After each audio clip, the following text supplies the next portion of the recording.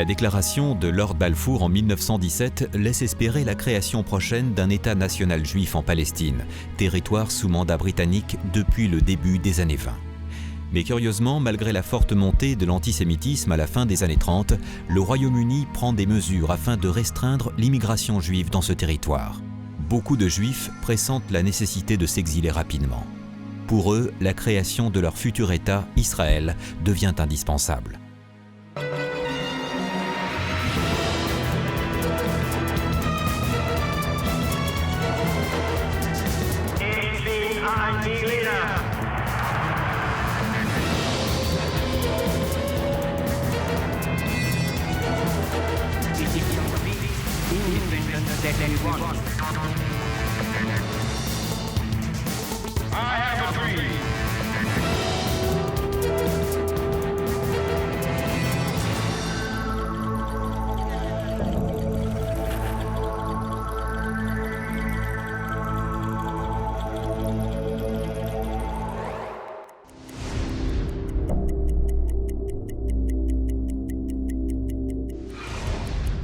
Après la destruction de Jérusalem et du Temple par les armées de l'empereur Titus en 70 après Jésus-Christ, les Juifs ont été chassés d'Israël par les légions romaines d'Adrien en 135. Ici, en fait, on les voit rentrant après leur victoire, après leur conquête de Jérusalem dans l'année 70 de notre ère. Et ils ont emporté avec eux des objets sacrés du Temple de Jérusalem, là-bas. Et le plus connu, le plus important, c'est le chandelier à 7 branches qui s'appelle en hébreu la menorah et qui est aujourd'hui devenu aussi le symbole de l'État d'Israël. Ils se dispersent sur tout le pourtour méditerranéen, puis s'enfoncent vers l'intérieur du continent européen. C'est la diaspora juive. Entre persécution et période de paix, les Juifs constituent jusqu'au XVIIIe siècle en Europe une mosaïque de communautés solidement implantées. La communauté juive polonaise est alors la plus nombreuse et la plus active. En 1933, l'Allemagne porte au pouvoir des dirigeants fascistes, le Parti national-socialiste, nazi en allemand abrégé, qui prône la haine et la xénophobie. Il existe selon eux une race supérieure et une race inférieure. Certains individus sont des êtres dangereux au bas de l'échelle qu'il faut éliminer. En 1939, la guerre est déclarée permettant la réalisation du programme d'extermination nazi. En janvier 1942, les dirigeants allemands réunis décident d'utiliser des méthodes expéditives afin d'éliminer encore plus rapidement un très grand nombre de prisonniers. L'Holocauste, également appelé Shoah, mot hébreu signifiant catastrophe, a commencé. Les Tziganes, les Noirs, les Slaves, les Juifs, mais aussi les homosexuels, les journalistes, les communistes, les handicapés ou encore les opposants politiques. Pratiquement 10 millions de personnes, dont 6 millions de Juifs, seront massacrés dans ces camps. À la fin de la Seconde Guerre mondiale, le monde entier, choqué par l'Holocauste, essaie de trouver une solution au douloureux retour des Juifs survivants des camps de la mort. En 1947, la Grande-Bretagne annonce qu'elle mettra fin à son mandat en Palestine le 15 mai de l'année suivante. Le 29 novembre 1947, l'ONU vote une déclaration mettant en place un partage de la Palestine entre Juifs et Arabes. Jérusalem restant neutre. Le territoire juif est trouvé. Le problème israélo-palestinien est né. Mais pour bien comprendre tout ce qui s'est passé, revivons étape par étape tous ces événements.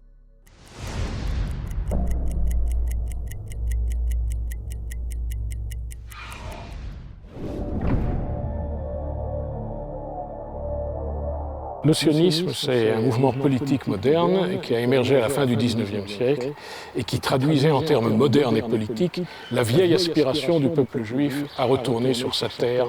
La fin du XIXe siècle voit ressurgir particulièrement en Allemagne et en Europe de l'Est des persécutions et des pogroms.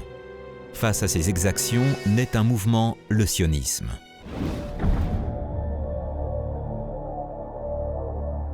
Pendant 2000 ans, les Juifs étaient dispersés dans toutes les nations du monde et sur tous les continents. Les Juifs ont gardé espoir un jour de revenir. C'est ce mouvement qui va initier et programmer le retour des Juifs en terre d'Israël. Ce nationalisme trouve ses racines au sein du judaïsme libéral d'Europe de l'Est, en but à de nombreux mouvements antisémites. Sa philosophie est basée sur le respect de l'homme et de ses droits. Il revendique un territoire pour les Juifs du monde entier, de préférence en Israël. Le sionisme tire en effet son nom du mont Sion, l'une des collines qui entourent Jérusalem. Il s'oppose ainsi fortement au judaïsme orthodoxe, qui refuse l'idée de retourner en terre promise sans la venue préalable du Messie. L'auto-émancipation, le premier grand texte sioniste, est publié dès 1882 par Léon Pinsker, un médecin russe. Mais c'est la parution en 1896 du livre de Theodor Herzl, L'État des Juifs, qui engendre véritablement le mouvement sioniste moderne. Sans vraiment exiger un État, Herzl, révolté et inquiété par l'affaire Dreyfus, parle de la création d'un foyer national juif, qui ne peut être envisagé qu'en Terre Sainte. Le sionisme, créé par Theodor Herzl, un mouvement qui visait à rétablir les Juifs dans leur terre ancestrale. La première vague sioniste a émergé après une vague de pogroms qui se sont déroulés en Russie en 1880-1882. Ça a été la première vague, la première génération sioniste. La deuxième génération sioniste a été celle de Theodor Herzl, qui a conçu l'idée de rassembler tous les Juifs dans un grand congrès qui sera en fait un instrument de bataille pour permettre le retour des Juifs vers leur pays. C'est la proclamation face au monde que les Juifs, premièrement, sont unis à nouveau, et deuxièmement, qu'elle a une exigence, qu'elle veut retourner.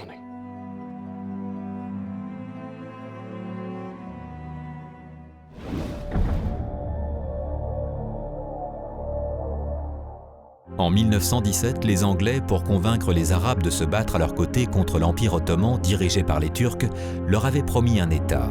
Laurence d'Arabie et le roi Faisal ibn Hussein conduisent les armées arabes jusqu'à Damas, mais cette victoire ne débouche sur aucun accord malgré les promesses anglaises. En compensation, ils promettent de créer l'État de Transjordanie, aux portes de la Palestine. Retournement de situation. Le 2 novembre 1917, Lord James Balfour, secrétaire au Foreign Office, annonce que la Grande-Bretagne est favorable à la création d'un foyer national pour le peuple juif en Palestine. Et l'idée a pris racine pendant les premières années du XXe siècle, et alors la Ligue des Nations, c'est comme ça que ça s'appelait alors, a décidé d'octroyer à la Grande-Bretagne la mission de construire un foyer national pour les Juifs ici. C'est une décision très importante qui n'est pas qu'anglaise.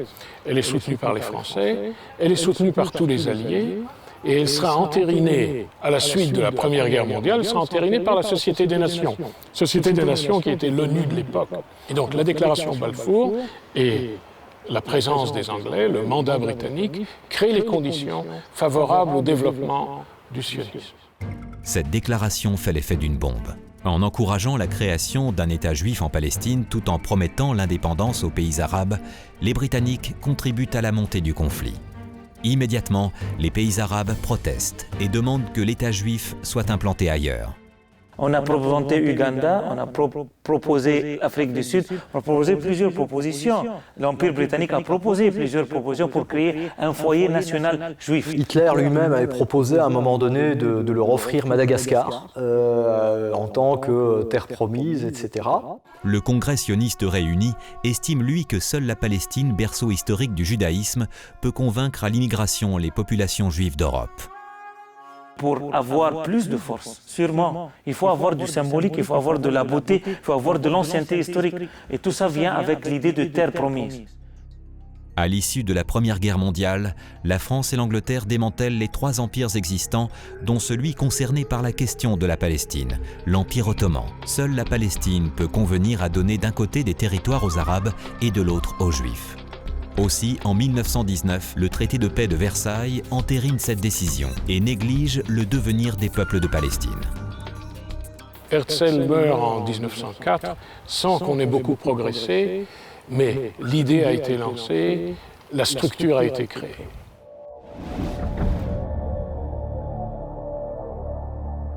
Dès les années 30, en fait, on a vu apparaître les premiers kibboutz en Israël, c'est-à-dire des juifs qui effectuaient l'Aliyah, qui rejoignaient la terre promise, et qui, en quelques nuits, créaient une espèce de campement relativement fortifié. L'immigration juive en Palestine ne cesse de croître au cours des années 30.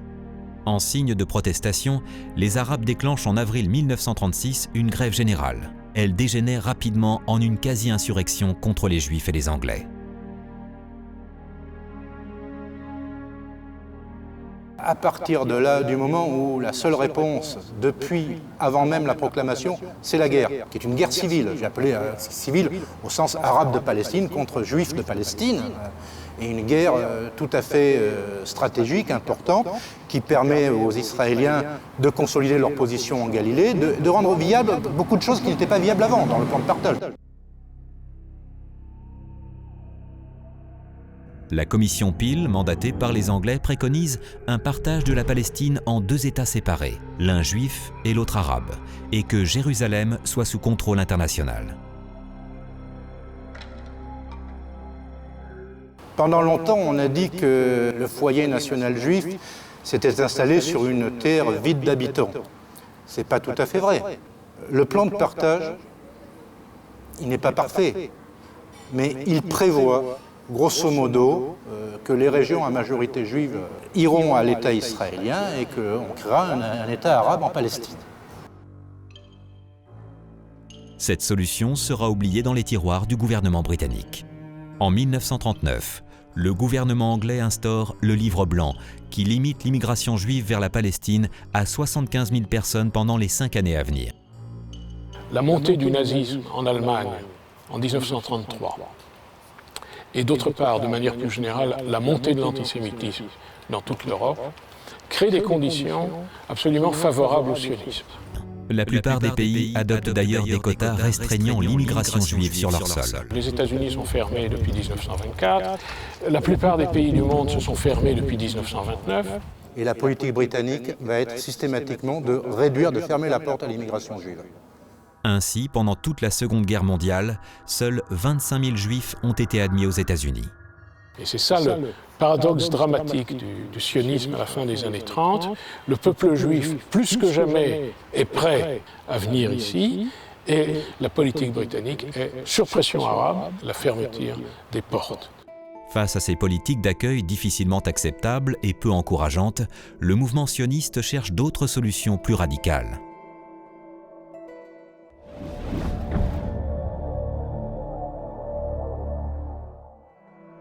Au cours des années 20 et 30, le mouvement sioniste s'organise.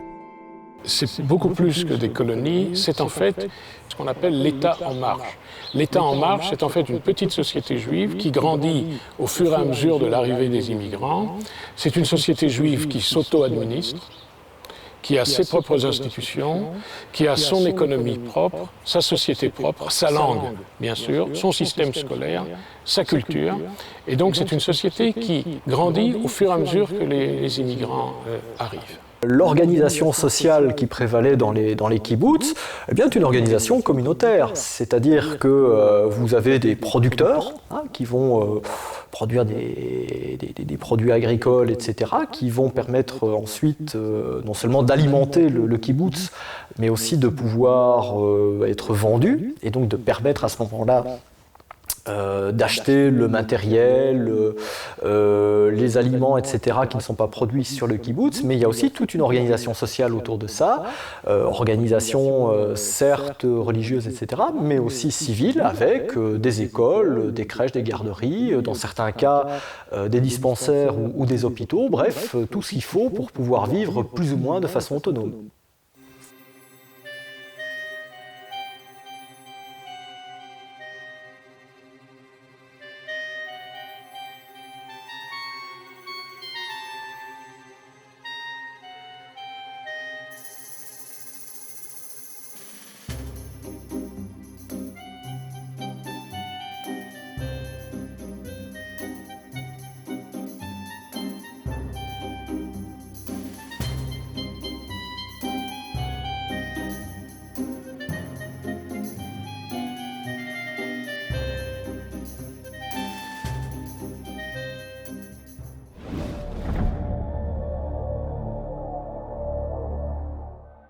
L'Agence juive est créée en 1929. Elle est chargée d'acheter, avec les fonds recueillis en Europe et aux États-Unis, des terres situées en Palestine et destinées aux futurs colons juifs. D'autres organisations se créent. La Haganah. C'est le bras armé de l'Agence juive. Son rôle est la défense des colonies juives en Israël. Le Palmar, groupe des combattants d'élite de la Haganah, est quant à lui chargé de la sécurité des routes reliant les colonies juives implantées en Israël. Le Palmach est créé en 1941, constitué comme des troupes de choc, c'est-à-dire des troupes d'élite, structurées de manière totalement différente que la Haganah. La Haganah est encore une milice assez lourde, et une milice territoriale assez lourde. Le Palmach a déjà en lui des éléments structurels d'une armée. Le 10 juillet 1947, l'épopée tragique d'un vieux bateau, le transporteur côtier américain President Warfield, affrété par la Haganah et rebaptisé Exodus, sera connu du monde entier. Arraisonnés par la marine britannique à quelques centaines de mètres de la terre promise, les malheureux émigrants de l'Exodus sont embarqués de force et finiront dans le camp de réfugiés de Poppendorf.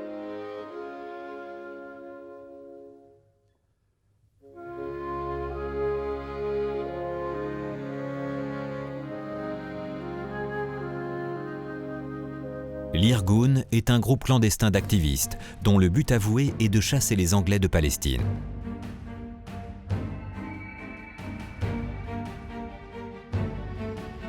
Le Hetzel, ce qu'on appelle en français l'Irgun, est une organisation créée en 1931, retravaillée en 1937, qui, elle, représente une association liée à l'extrême droite sioniste et qui prône une attitude beaucoup plus violente à l'égard des Arabes que la Haganah.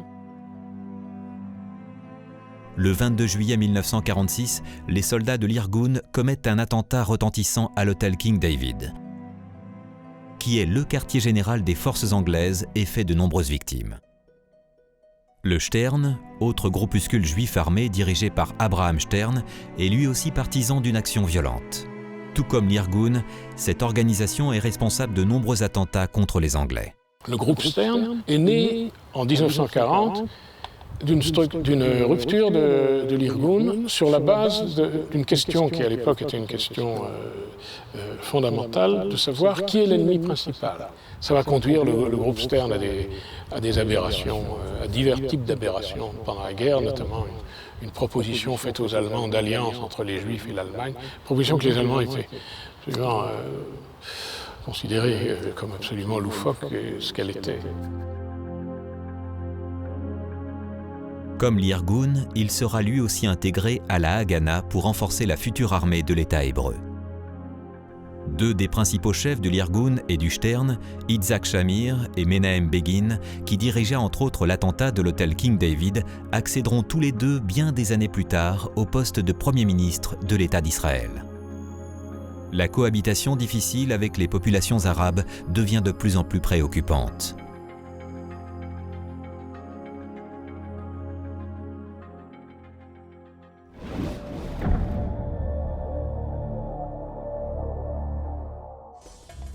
En 1942, l'agence juive se range aux côtés des Anglais pour combattre le nazisme, avec l'espoir de la création d'un État juif dès la fin de la guerre.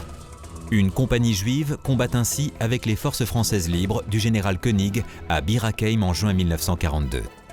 En 1943, des jeunes soldats de la Haganah forment la Brigade juive, qui combattra aux côtés des Anglais jusqu'à la fin de la guerre. À la fin du conflit, tous les grands gouvernements, mais surtout l'opinion publique mondiale, s'accordent sur la nécessité de la création d'un État juif.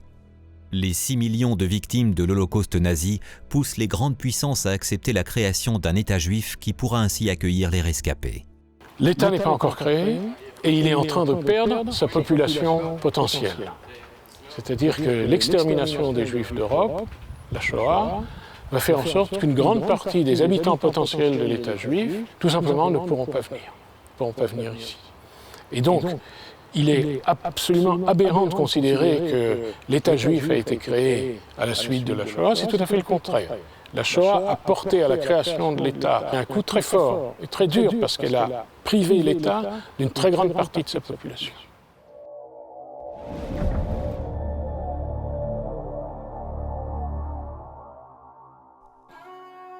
Au lendemain de la Première Guerre mondiale, profitant de la dissolution de l'Empire ottoman, les partisans d'un islam rénové dont fait partie le roi Faisal ibn Hussein préparent un mouvement nationaliste arabe.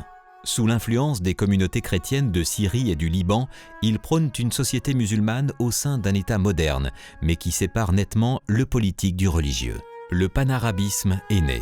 Alors qu'il semble en théorie assez proche dans ses grandes lignes du sionisme, il s'opposera à lui tout au long du XXe siècle. Les Arabes sont très préoccupés par les arrivées de plus en plus massives de colons juifs.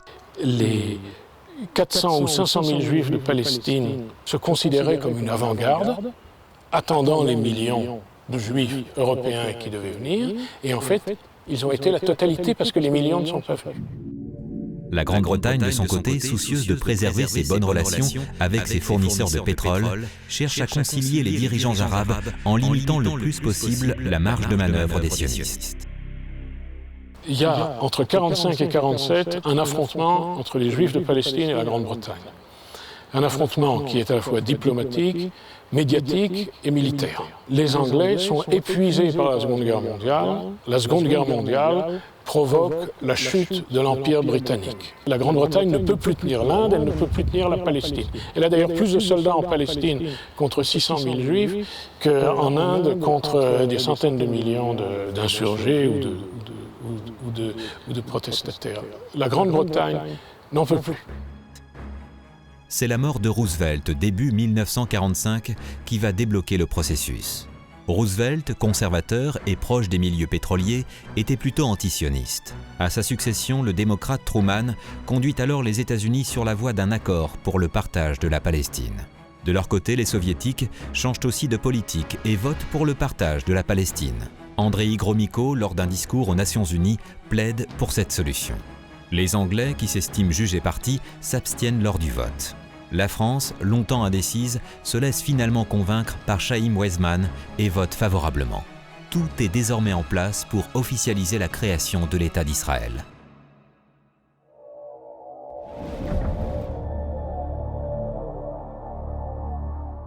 La Grande-Bretagne, en janvier 1947, va voir l'ONU et dit « je rends mon mandat ». Et là commence une bataille diplomatique.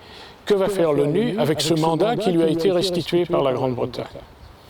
Et l'ONU constitue une commission, bien entendu. Les États-Unis ne sont pas trop opposés, encore que. L'Union soviétique est pour, la France est pour, l'Angleterre veut se sortir de ce guêpier. Donc il y a un soutien des grandes puissances qui fait qu'en 1948, c'est possible. Cette commission visite le pays, rencontre les représentants juifs, rencontre les représentants arabes et élabore un plan de partage qui comprendra donc un État juif et un État arabe. Il y a eu des débats, parce que c'était pas facile d'accepter les frontières prévues par le plan de partage. Le 29 novembre 1947, la résolution 181, adoptée par les Nations Unies, divise l'ancienne Palestine. Et là commence une bataille diplomatique absolument trépidante et dramatique sous beaucoup d'aspects. Il faut les 2/3 des voix pour que le plan de partage soit adopté. Il y a beaucoup d'opposition. Les pays arabes sont contre, bien entendu. Les Nations Unies ont décidé la partition de la Palestine en 2 États, l'un juif et l'autre palestinien. Au total, 33 pays votent pour. Salon? Yes. Schilling? Yes. China? Yes. 10 s'abstiennent et 13 votent contre. La diplomatie sioniste réussit à obtenir à grand-peine les 2/3 des voix, avec le soutien de l'Union soviétique. Ce qui change tout, c'est que l'Union soviétique à l'époque a 3 voix. La Grande-Bretagne, dont le mandat expire le 15 mai 1948, prévoit de retirer toutes ses troupes de Palestine le 1er août, dernier délai. Pendant cette période, la Palestine connaît une succession d'attentats, d'émeutes et d'incidents qui font monter la tension entre les communautés.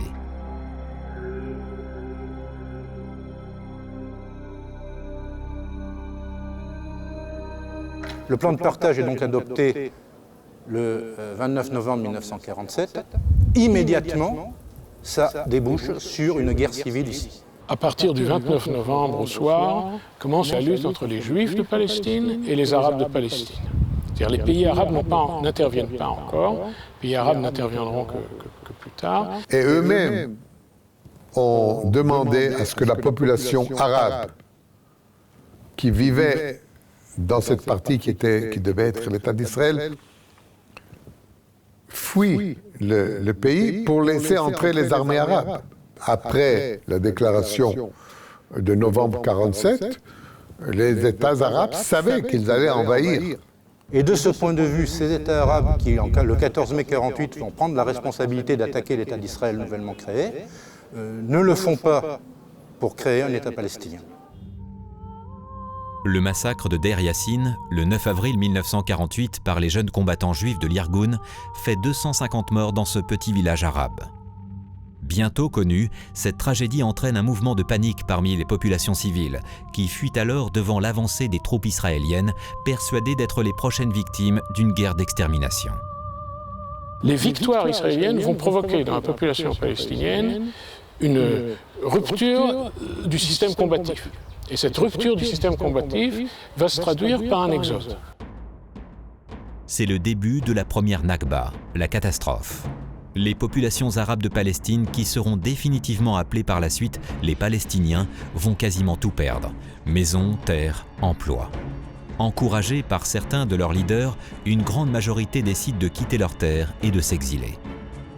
La première Nakba, fondamentalement, c'est lorsque l'État d'Israël déclare son indépendance et que donc les Palestiniens doivent se disperser et donc migrer, soit vers le Liban, vers la Syrie, vers la Jordanie, vers l'Égypte, etc. Il y a plusieurs explications à ça. L'une, c'est la baisse ou la perte de combativité. L'autre, c'est la certitude que de toute façon, les alliés arabes et les armées arabes vont s'emparer du pays et que donc, d'une manière ou d'une autre, un peu plus tôt ou un peu plus tard, on y reviendra. Ils ne reviendront pas parce qu'il n'y aura pas de victoire arabe et les Palestiniens vont se retrouver dans une situation où beaucoup d'entre eux auront quitté leur maison, auront quitté leur village, auront quitté leur ville d'origine. Le terrain est maintenant libre pour que le 13 mai 1948, la Ligue arabe déclare la guerre à Israël.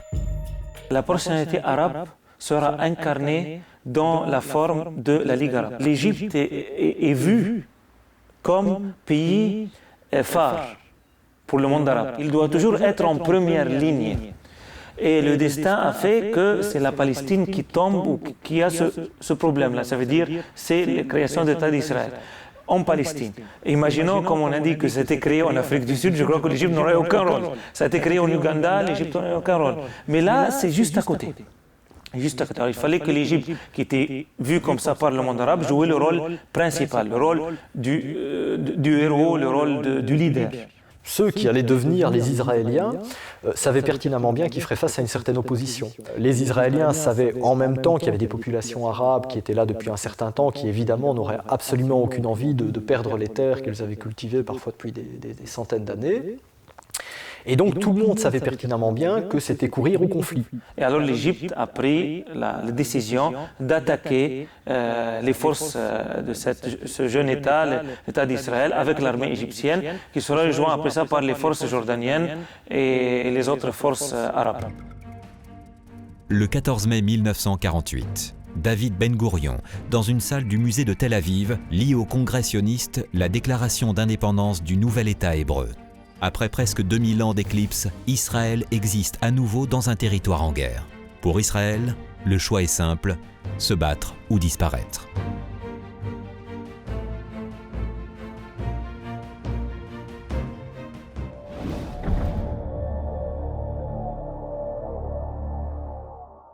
Face à Tsahal, les forces armées arabes sont supérieures en nombre, environ 50 000 hommes au total, et possèdent du matériel militaire. Les Égyptiens disposent de chars légers et d'automitrailleuses. Les Syriens peuvent aligner des chars Renault R-35 et Hotchkiss H-39, vestiges de l'ancienne présence française en Syrie. La menace la plus redoutable vient cependant des troupes de Transjordanie. La fameuse Légion arabe, commandée et entraînée à l'anglaise, est une troupe d'environ 10 000 hommes, aguerris, disciplinés et bien équipés. Elle dispose de nombreuses automitrailleuses ainsi que d'armements lourds. Les effectifs de l'armée israélienne, renforcés par de nombreux immigrants, comprennent alors environ 35 000 hommes. Mais l'armée israélienne est totalement dépourvue d'armements lourds, ne possède aucun parc blindé et manque même cruellement d'armes individuelles et de munitions. En effet, les Britanniques, avant de partir de Palestine, ont pris soin de bien désarmer les colonies juives et de détruire tout le matériel militaire qu'ils ne pouvaient pas emporter. La récupération sur le champ de bataille, la débrouillardise et certaines recettes artisanales seront un palliatif au manque de moyens de Tsahal.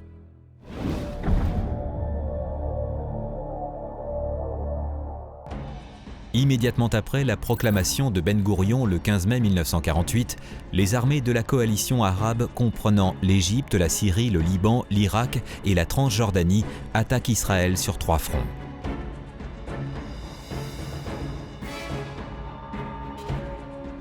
Parce que les Arabes ont attendu mai 48, le 15 mai 48, pour la déclaration officielle d'indépendance. Et dès qu'il y a eu, alors ils ont envahi le pays. L'armée égyptienne va commencer avec d'autres armées arabes pour casser l'État d'Israël. Dans cette configuration tactique, le contrôle des routes entre les diverses colonies juives implantées sur tout le territoire est crucial. Sur le front sud, à partir de Gaza, l'Égypte attaque le long de la côte, cherchant à remonter vers Jérusalem. Au nord, Syriens, Irakiens et Libanais lancent leur offensive depuis les hauteurs du plateau du Golan. L'intervention syrienne en Galilée, elle est pour se donner, avec le Liban, etc., une grande fenêtre sur la mer Méditerranée. L'Égypte, son offensive sur Beersheba, c'est pour étendre le Sinaï, etc. Ce n'est qu'après que la question palestinienne se reposera de façon d'ailleurs dramatique. Malgré de graves difficultés face aux vieux chars français, les forces israéliennes, beaucoup plus motivées, parviendront à contenir les attaques. Les forces jordaniennes à l'est passent aussi à l'attaque. Le 16 mai 1948, la Légion arabe de Transjordanie attaque Jérusalem, assiège la garnison juive de Jérusalem et la force à se rendre. La reddition du quartier juif de la vieille ville à la Légion arabe sera l'un des rares revers israéliens. Ce quartier ne sera repris par les parachutistes israéliens qu'au terme de durs combats en juillet 1967, à la fin de la guerre des 6 jours. Les combats sont violents pendant plus d'1 mois. Alors que du côté arabe, le manque de combativité se fait sentir, le courage et la détermination des combattants juifs permettent à Israël de tenir bon. Les combats pour le kibboutz Mordechai et sa résistance héroïque entrent alors dans la légende de Tsahal. On a un jeune État qui vient d'être formé avec des gens très enthousiastes, qui défendent leur cause jusqu'à la mort, et on a des armées qui sont ordonnées d'aller là par des systèmes un peu anciens, un peu corrompus, et qui ne trouvent pas vraiment l'encouragement et la cause interne et spirituelle nécessaire pour être à la même hauteur spirituelle et convictionnelle de l'ennemi. Alors c'est normal, oui, il y a plusieurs pays qui ont des armes, oui, mais l'autre jeune pays a plus de conviction. Le 16 juin 1948, le premier armistice entre Israéliens et Arabes est signé à l'initiative de l'ONU. Les belligérants sont épuisés. Israël met néanmoins à profit ce court répit pour organiser 2 brigades mobiles, l'une mécanisée et l'autre blindée au cas où l'offensive reprendrait. C'est le cas le 9 juillet 1949. Les Israéliens reprennent le dessus et leur 8e brigade blindée, dont l'un des 2 bataillons, le 88e, est commandé par un jeune colonel du nom de Moshe Dayan, réussit à contenir et à repousser la Légion arabe. Partout, les forces arabes commencent à reculer. La coopération entre les armées arabes devient difficile. Le roi Abdullah de Transjordanie ordonne à ses troupes d'être sur la défensive et de ne plus progresser. Ce répit permet à Tsahal de se retourner contre les Égyptiens en toute sécurité et de renverser le cours des événements. Les Israéliens font preuve de pas mal d'ingéniosité. Ils se constituent assez rapidement une petite force aérienne et sur certains appareils, à la queue de ces appareils, ils vont installer des grands crochets métalliques qui auront pour fonction d'arracher les câbles de téléphonie, les câbles de télégraphie, coupant finalement les communications des armées arabes. Le 16 juillet 1948, un nouveau cessez-le-feu est demandé par l'ONU et le 3 septembre 1948, une autre trêve est signée par Jérusalem, pour peu de temps encore une fois. Le 14 octobre, l'offensive israélienne reprend à la fois dans le désert du Negev afin de sécuriser l'accès à la mer Rouge, mais également en direction de la bande de Gaza. Les forces israéliennes atteignent la mer à El Arish. Le 12 janvier 1949, les Égyptiens tentent de bloquer les ports israéliens situés sur la Méditerranée. Les combats reprennent aussi dans le Sinaï et dans la partie israélienne de Jérusalem, qui sera lourdement bombardée par l'artillerie transjordanienne. Le 24 février, un armistice israélo-égyptien est signé sur l'île de Rhodes. L'accès à la mer Rouge par Eilat sur le golfe d'Aqaba reste sous contrôle israélien, mais l'Égypte refuse toujours de reconnaître Israël. Le 23 mars 1949, l'armistice entre Israël et le Liban est signé à Ras El Nakoura. Le 3 avril, les combats entre Israël et la Transjordanie s'achèvent. Un armistice d'1 an est signé. Le 13 avril, c'est au tour de la Syrie de déposer les armes et de signer un armistice. La guerre est finie, Israël a gagné. L'histoire des conflits prouve que ce n'est pas la puissance militaire qui fait le poids des choses, mais c'est l'enthousiasme et la croyance à la cause. Le bilan est lourd, mais le résultat est là. Israël a survécu. Des hommes ont été les grands acteurs de cette époque. Qui sont-ils ?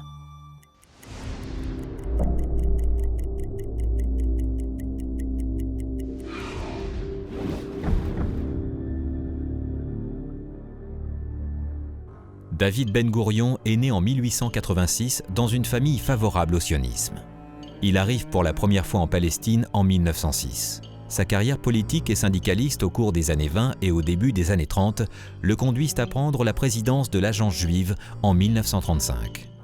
Début 1948, il met en place les futures composantes de l'armée juive. Tsahal, le glaive de David, venait de naître. Il devient le premier ministre de l'État hébreu de 1948 à 1954, puis de 54 à 63.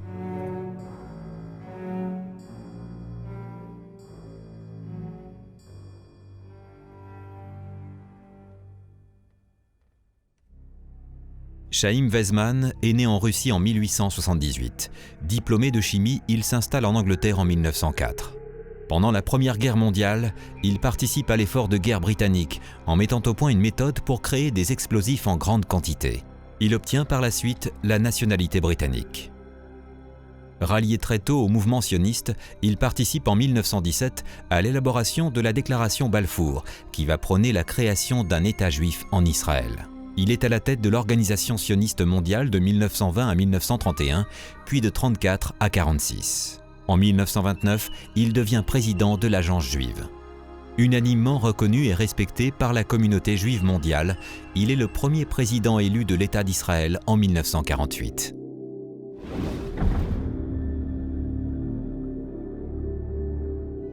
De nombreux autres hommes en Israël ont été les acteurs de cette épopée. Parmi eux, on peut citer des noms qui deviendront célèbres. Moshe Dayan. Il commence sa carrière politique comme lieutenant et combat avec les forces australiennes en Syrie contre les forces françaises de Vichy pendant la Seconde Guerre mondiale. C'est d'ailleurs là qu'il sera blessé et perdra son œil gauche. Héros de la guerre des 6 jours et ministre de la Défense en 1967, il est l'un des principaux artisans de la victoire israélienne lors de la guerre du Kippour en 1973. Menahem Begin est né en Russie en 1913. Très tôt, il va s'opposer à David Ben-Gourion sur le choix des méthodes à employer. Arrivé en 1942 en Palestine, il devient le chef de l'Irgun. Malgré ses positions politiques radicales, il est élu Premier ministre d'Israël de 1977 à 1983 et signe le premier traité de paix avec un pays arabe, l'Égypte. Il est nommé prix Nobel de la paix en 1979 avec Anwar el-Sadat après les accords de Camp David. Ariel Sharon est né près de Tel Aviv en 1928. Militaire de carrière, il devient connu par ses actions d'éclat sur le front égyptien en 1967 et encore plus célèbre en 1973 lorsqu'il participe au rétablissement spectaculaire de la situation sur le front lors de la guerre du Kippour en 1973. Son rôle dans les événements tragiques lors de l'offensive au sud Liban en 1982 freine néanmoins sa carrière. Il devient Premier ministre d'Israël de 2001 à 2006. Yitzhak Rabin est né en 1922 à Jérusalem. Sabra, de la première génération, c'est-à-dire né en Israël et fils de juifs nés également en Israël, il gravit peu à peu tous les échelons de la hiérarchie militaire. Il devient ambassadeur d'Israël aux États-Unis pendant 5 ans avant d'être nommé Premier ministre de 1974 à 1977.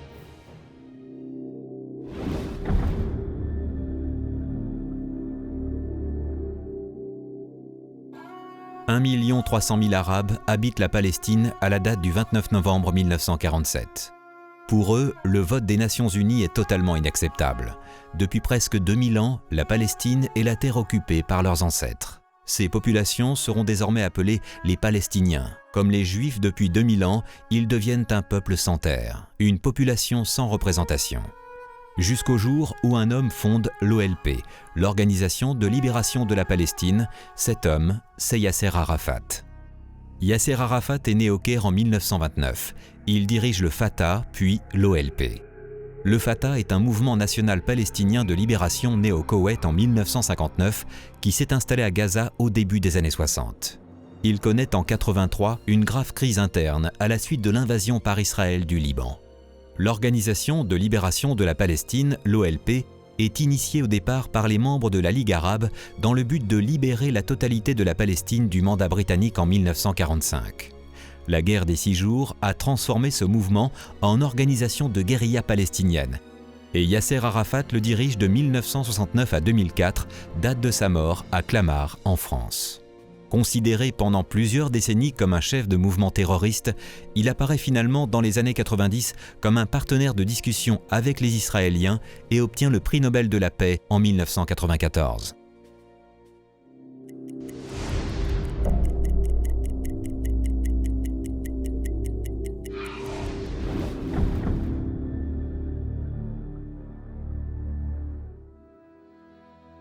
La création de l'État d'Israël a fait de nombreuses victimes. On estime leur nombre à environ 6 000 morts côté israélien et 15 000 morts côté arabe. Une partie de la Cisjordanie et de Jérusalem, la bande de Gaza, une grande partie du désert du Negev et les hauteurs du Golan au nord du pays ont été conquises par l'armée israélienne. Ces conquêtes viennent renforcer les frontières prévues par le plan de partage de 1947. Cette solution posait de nouvelles questions, à savoir que faire des Palestiniens ? Où allaient-ils pouvoir s'établir ? C'était eux qui devenaient du coup une véritable diaspora. L'exode des populations palestiniennes est la conséquence directe du refus unilatéral du plan de partage de la Palestine par les populations arabes. Pourtant, en 1947, Israël ne demande pas mieux que d'accepter ce plan et de pouvoir créer en paix, du moins pour un temps, un État juif indépendant. Évidemment, la problématique palestinienne qui prend une certaine amplitude. Il y a aussi toute la problématique d'une certaine forme de retour aux réalités pour Israël. Bien entendu, nul ne peut dire ce qui se serait passé si les Palestiniens avaient accepté la partition de 1947. Un État palestinien serait néanmoins né. Aurait-il été viable ? Que se serait-il passé dans les décennies suivantes ? Les 6 millions de Palestiniens d'aujourd'hui sont les descendants directs du million d'exilés palestiniens de 1947. Ils réclament toujours une terre. Et ça a commencé avec 600 000 personnes, et aujourd'hui, il y a presque plus que 7 millions. C'est-à-dire ça plus que 10 fois, ça a doublé 10 fois plus. C'est une histoire d'amour et d'angoisse. Les gens aiment être ici, mais c'est une histoire qui n'est pas finie.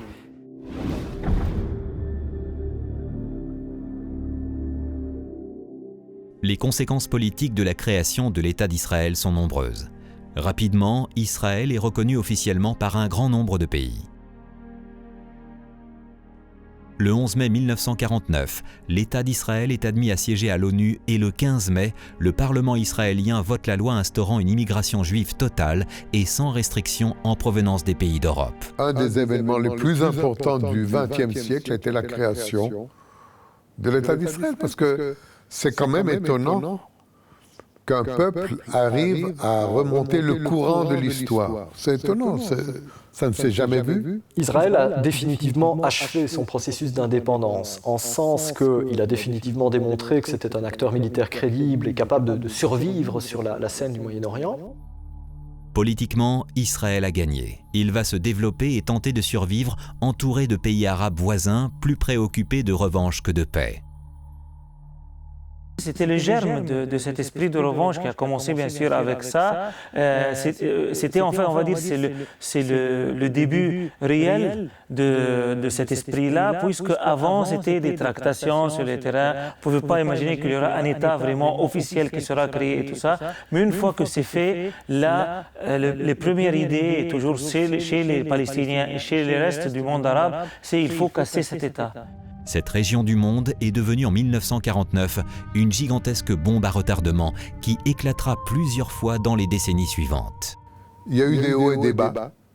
Nous avons eu des percées extrêmement importantes, la paix avec l'Égypte, la paix avec la Jordanie, les efforts de paix avec les Palestiniens qui n'ont pas encore abouti, mais qui, espérons-le, aboutiront un jour. Aujourd'hui, les Palestiniens descendants des réfugiés de 1947 attendent toujours d'avoir une terre.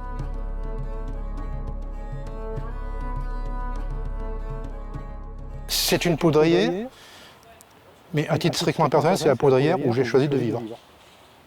C'est très beau, c'est magnifique. Mais il y a 3 religions monothéistes qui estiment que c'est à elles.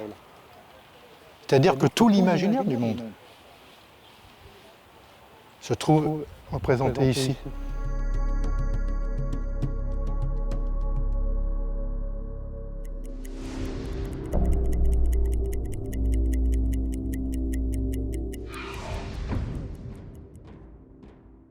Suite à la destruction de Jérusalem par les armées romaines en 70 après Jésus-Christ, les Juifs ont été chassés d'Israël et se sont dispersés. C'est la diaspora juive. À la fin du XIXe siècle, les persécutions et les pogroms se multiplient contre les Juifs.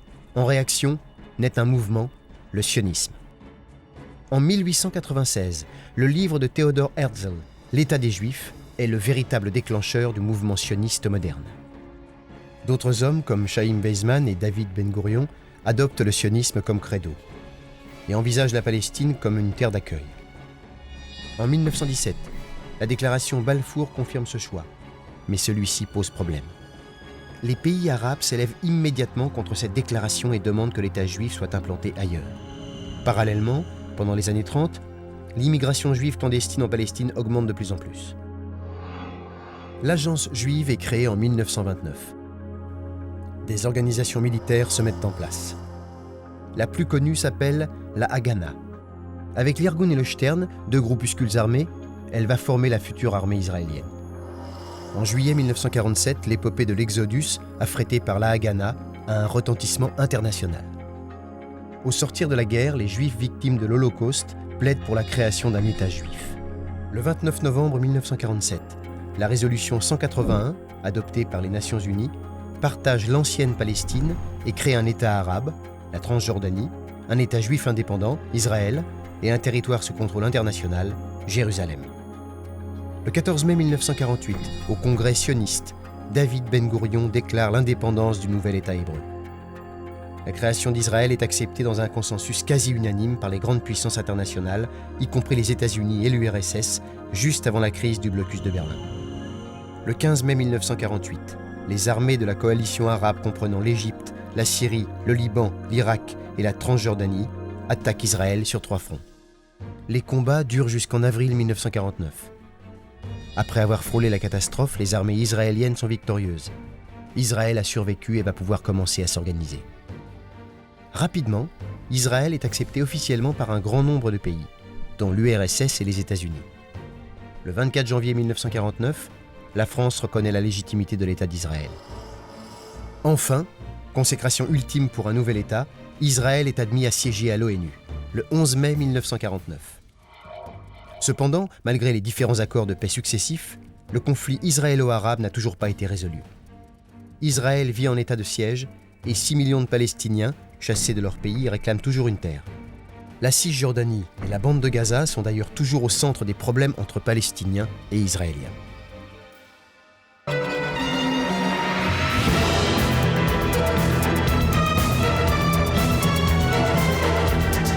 Ich bin ein Berliner.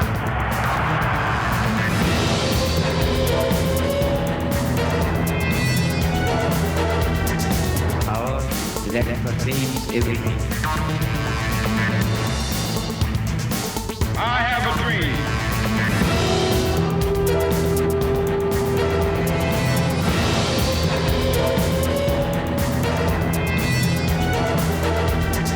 Power that contains everything.